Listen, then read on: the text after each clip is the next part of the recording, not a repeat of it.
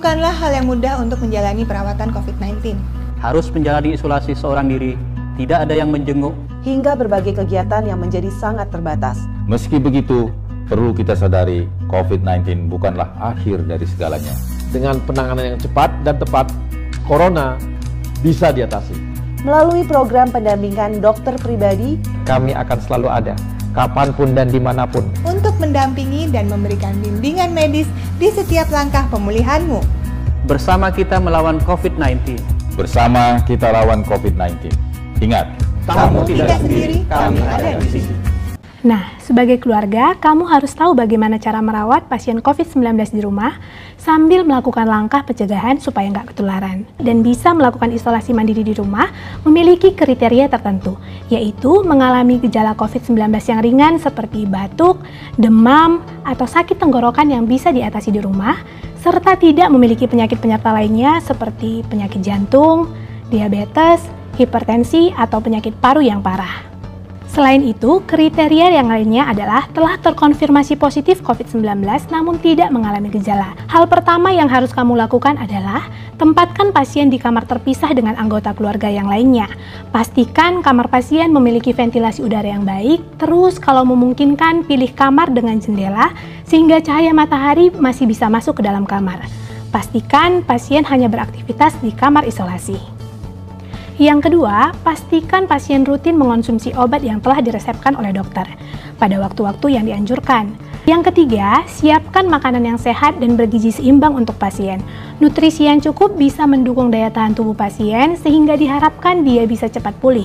Hal yang keempat adalah gantikan pasien untuk belanja kebutuhan harian seperti obat-obatan, peralatan mandi, dan barang-barang lain, sehingga ia tidak perlu keluar rumah.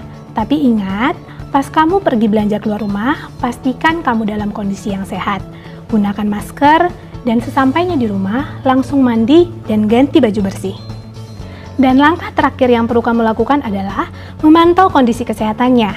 Kalau selama isolasi, pasien kemudian merasakan keluhan yang semakin memberat, kalau keluhannya termasuk dalam kegawat daruratan seperti ada keluhan nyeri dada, pasien terlihat gaduh gelisah, pasien tidak sadarkan diri, atau bibirnya kelihatan membiru, sebaiknya segera bawa ia ke IGD dengan menggunakan masker. Nah, selain merawat pasien, kamu dan anggota keluarga yang lain juga harus melindungi diri sendiri agar tidak tertular infeksi virus corona.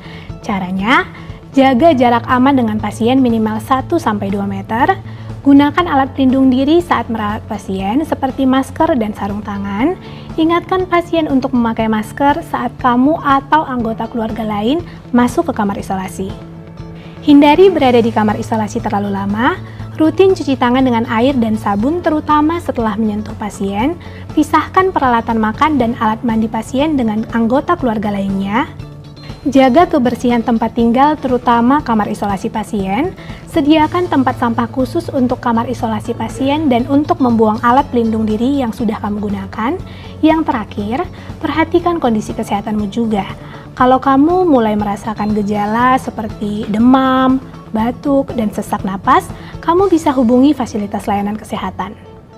Kalau kamu memiliki anggota keluarga yang positif COVID-19, apalagi yang sedang menjalani isolasi mandiri di rumah, nggak usah khawatir ya.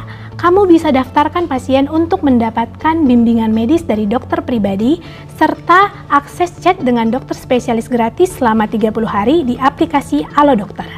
Dokter-dokter tersebut akan membimbing kamu dalam merawat dan memantau kondisi kesehatan pasien COVID-19.